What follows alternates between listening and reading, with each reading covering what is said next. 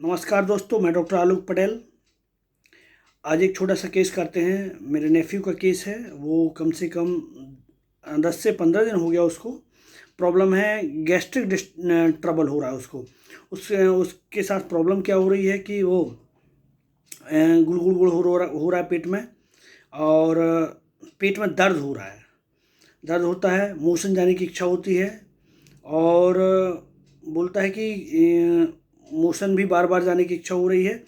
पेट में दर्द और सुस्त लगता है, एकदम लगता है कि लेट जाए, बस लेटे रहने की इच्छा हो रही है।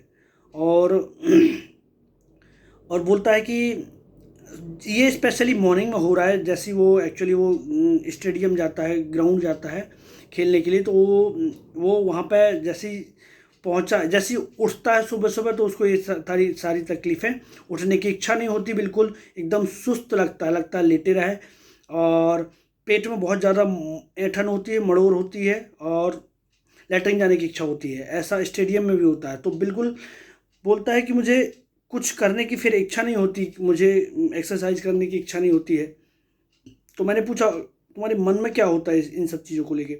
बोला कि जब ऐसा तकलीफ़ होती है तो बस मुझे मन दुखी हो जाता है, और काम करने की बिल्कुल इच्छा नहीं होती है, एक्सरसाइज करने की इच्छा नहीं होती है, कुछ भी अच्छा नहीं लगता, कुछ भी अच्छा नहीं लगता, बस लेटे रहने की इच्छा होती है। तो इतना उसने सिम्टम दिया था, तो उसने, मुझे लगा कि ये शायद इंडिफरेंस टू एवरीथिंग लग रहा है, कुछ करने की इच्छा नहीं हो रही है, बैड डिजायर रिमेन हो गया।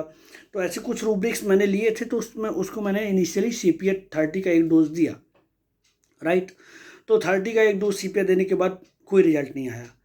अब फिर से उसके साथ फिर से उससे मैंने पूछा कि अब क्या हो रहा है तुमको? तो बोला कि वही, मुझे बिल्कुल कुछ भी अच्छा नहीं लगता, चिड़चिड़ होता है मन में, और लेट जाने की इच्छा होती है, सुस्त लगता है, और पेट में दर्द होता है, एक्सरसाइज करने की इच्छा नहीं होती है, और मन दुखी हो जाता है।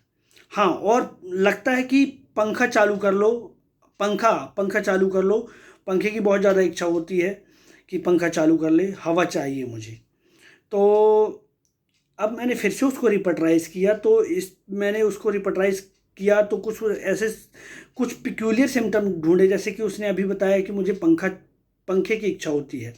तो मैंने एक रूब्रिक इस पे लिया कि फेन जनरलिटीज़ में जाके फेन डिजायर टू बी, और एक रूब्रिक और सैडनेस, मोरोज, पेन विथ, मतलब मन दुखी हो जाता है दर्द के टाइम पे। तो इन दो रूब्रिक पे सिंगल एक मेडिसिन आ जाती है जिसका नाम है कार्बोवेज।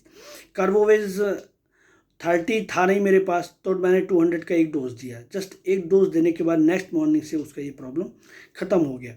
तो कई बार टोटलिटी जो हम केस टेकिंग का जो पैटर्न है, वो just you have to change.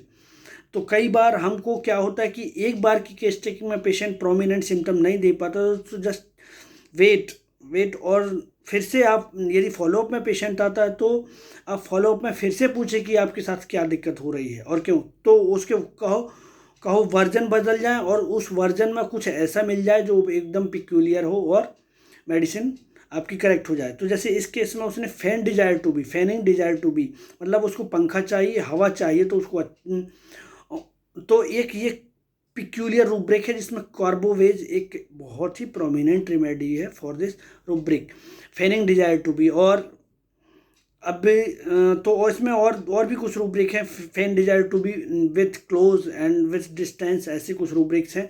तो इतना मैंने नहीं पूछा, इसलिए मैंने वो वाले रूब्रिक नहीं लगाए, एक ये जनरल रूब्रिक लगा लिया था। और इन दोनों रूब्रिक पर सिर्फ कार्बोवेज मेडिसिन आया, और 200 एक डोज ने उसका प्रॉब्लम ख़त्म कर दिया। तो ये एक छोटा सा केस था। एक छोटे छोटे केसेस से लर्निंग अच्छी होती है, और सबसे इम्पोर्टेंट चीज़ है कि कॉन्फिडेंस बूस्ट अप होता है। इसलिए मैं ऐसे छोटे छोटे वीडियोस और छोटे छोटे केसेस के साथ पोस्ट कर रहा हूँ आप लोगों के लिए, क्योंकि डिफरेंट डिफरेंट फैसेट्स हैं मेडिसिन तक पहुँचने के लिए, है ना। तो इसमें एक माइंड सिम्टम और एक जनरल सिम्टम मैंने लिया, और मेडिसिन, डिफरेंट मेडिसिन आई, और डिफरेंट तरीके से उसका रिजल्ट आया। सो होम्योपैथी ऐसे ही है, आप करते रहिए, आपको समझ में आता चला जाएगा क्या क्या है होम्योपैथी के अंदर। तो एक ये छोटा सा वीडियो था, इसके लिए thanks for watching. Thank you.